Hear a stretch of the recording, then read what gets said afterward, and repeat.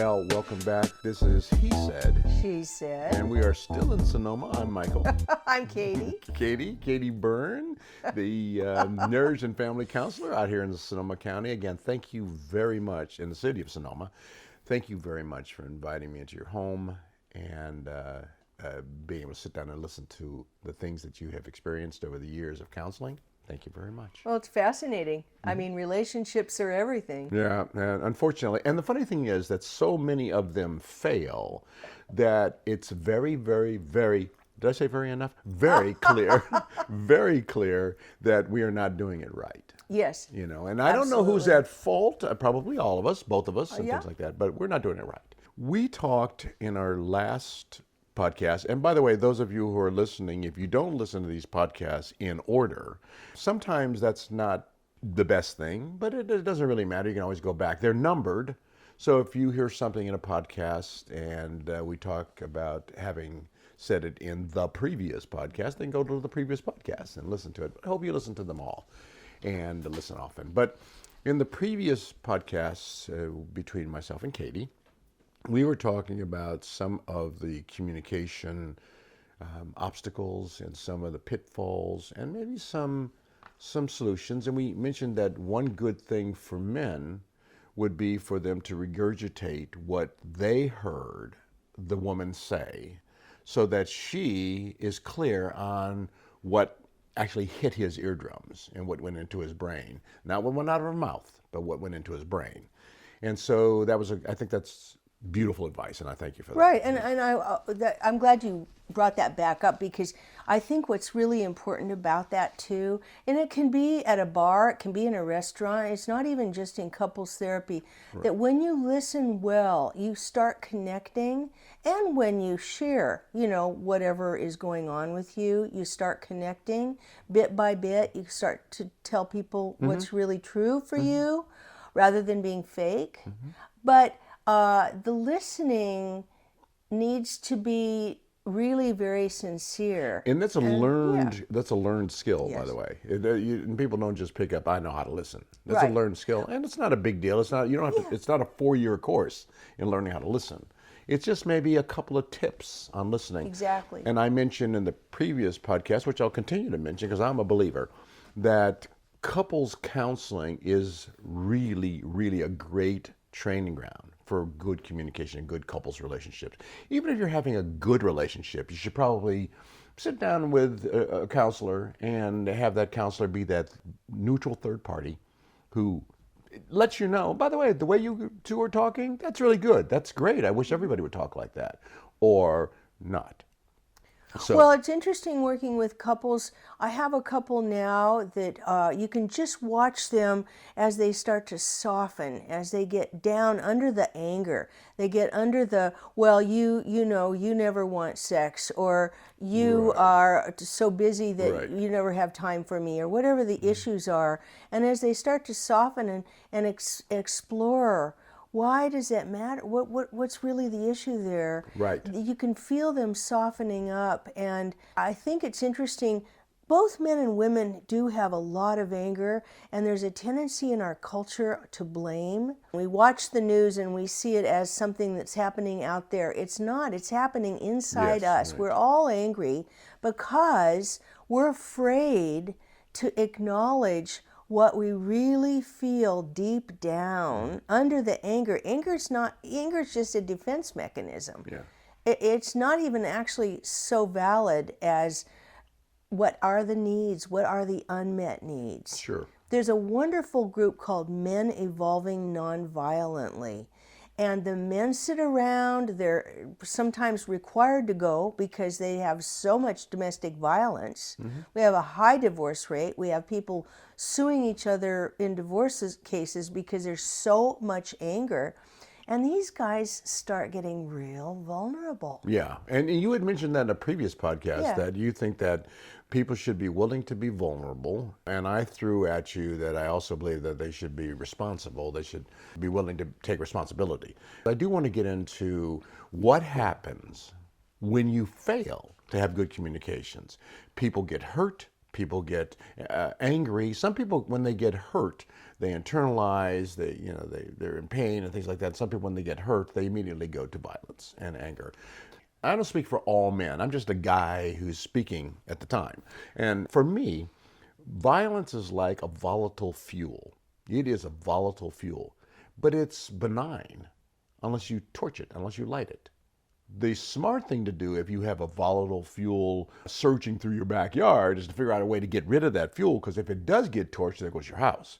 But violence and anger being just a volatile fluid, a volatile substance that has to be ignited in order for it to be dangerous.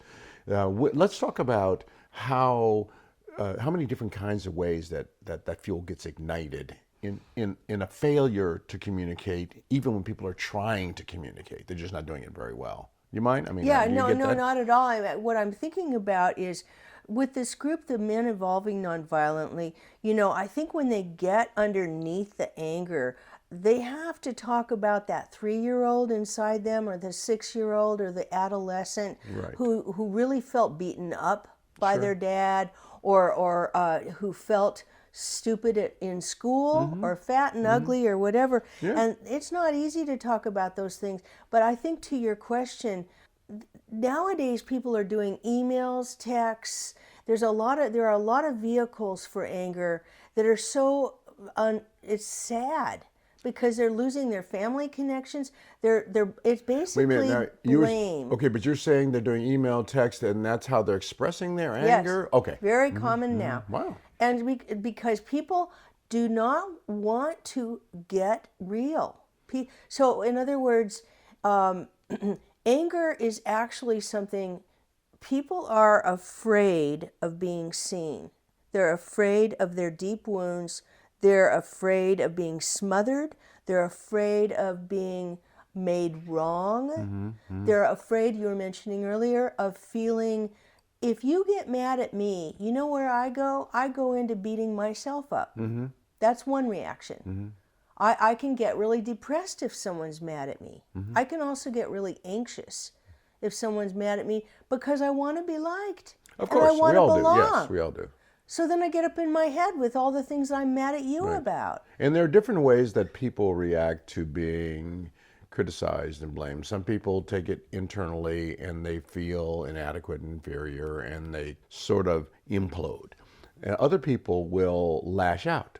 They'll say, well, you did this. They completely misdirect and change the focus. Right, and do damage. On somebody else. And do damage. Yeah. I mean, and that makes the other person withdraw. So you get the fight or flight thing, you get the distancer pursuer, and then you quit talking to that person, and it goes back to this thing of, if you do what I call the ostrich thing, if you go into hiding and you shut down, it absolutely puts a wall up so that there's no more connection. Right. And that's the kind of what we have in this world right now, because so many people go to anger and fight or flight, is we have isolation. We have people, Turkle has written a book, and there's a book called Bowling Alone. There's a lot of people who are just choosing to, like you said, implode. And then you get diseases, and then you get heart attacks. And There's a lot of research that says that your own personal attitude and the way you think about yourself and feel about yourself affects your health. And you get sick, and you get the cold every year and a flu every year, and you have issues because you're just not, you don't feel healthy mentally nor physically. But Michael, can you and I both acknowledge, I'm wondering if this is true of you, Go for it. but for me, it takes courage to sit down and have a conversation with somebody? Oh, absolutely. As you were talking about this, I was thinking about a lot of times when you talk about something, first you set up the parameters and agree that the parameters are parameters that you find accurate. If we say, what is an effective relationship? What is a pleasant relationship? What is a drama-free relationship? It's something like that. And, we don't even have to call it good or bad. But if you're going to go for a drama-free, pleasant, effective relationship, what does that even look like? Oh, we'll have to do a segment on dating because all the guys. Well, we're going to. Okay, We're going to want 'cause- drama-free, and Yeah. all the women want everything. Yeah, right. We're Okay. going to, because All right. a lot of the previous podcasts, if you listen to these in order, a lot of previous podcasts mention online dating, meeting in the bars, and things Yeah. like that. So we'll get to that because that's important. I think drama-free to me says let's not have emotions. Yeah, it can. It can apply that. I think everybody wants to come home to a peaceful home. Everybody wants to feel loved. The problem is that we have these other feelings inside and impulses, and we do get angry. I think here's the deal. Yeah, here's the deal. Let me just lay What it out. happens is if you want drama free, what you're probably doing is you're kind of stuffing what you're really feeling because you want to keep things peaceful, and then guess what? It erupts some other way. Yeah, and that's a bad practice. Right. You're selectively picking and choosing the things you want to deal with in your Right. relationship. Everybody wants a peaceful relationship. Even gangbangers want to live in a safe community. Right. They don't want to live in a non-safe community. Right. Of course not. Right. But Right. unfortunately, they're gangbangers. Right. And they can't get away from the violence in that whole gang mentality. So everybody wants a drama-free life, but they don't know what that means. I think some people know what a drama-free life is or what a healthy relationship is, but they don't know how to get that. Exactly. Especially with the habits that they have. Well, the thing is that we are all triggered. I think it's an interesting word right now because we have so many school shootings, we have so many problems with guns and such, and violence, as you say. But we all get triggered. And by the way, in one study, they say in a better relationship, one person is a high anxiety person and the other one is a more secure person. So that one person can be a little bit more expressive and the other one can help calm the waters. Right. That's that great balance. in life. But I guess I want to say that, Michael, in my lifetime, I'm so sad and shocked about the amount of triggering that we have, and we don't have skills to manage our triggers. And the bottom line is we have got to control our anger and learn how to drop down and find out what's under it. And that's really, academically, that is definitely, sure, we all check that off. But how do we do that? Okay, I tell my clients, it's like trying to manage a team of wild horses. That's how hard it is. Yeah, the thing about managing anger and the thing about the violence and all the negative things that happen to us on this planet these days, there are some very, very simple facts. If everybody cared about somebody else, everybody cared about everybody else, cared about your feelings, your comfort, your happiness and things like that, no one would kill anyone. If everybody cared. It's as simple as that. If I care about your family, why would I kill you and take you out of your family? If I cared that you're a father, why would I take a father out of a home? Why? So if I cared about the rest of the kids in the classroom, why would I come in and shoot up the kids in the classroom? If I cared. Well, so let me just say that I think that the reason why people don't care and they act out with their lack of care is they don't feel anybody cares about them. That is absolutely right. And we are in a system in which when you and I walk out this door today, we are going to come across some pretty uncomfortable situations. It could be a car, it could be a rude person at the grocery store, but we're also going to come across some really loving, kind people that are going to say, I love your hair today. I love the shoes you're wearing, something like that. So we're in a milieu which is not helping us learn. This is why we have to take such responsibility, you and I and everybody listening to this, that for today we're going to be more giving, we're going to be more generous, we're going to be more kind. I tell people it's like going to the club when you're not in the mood.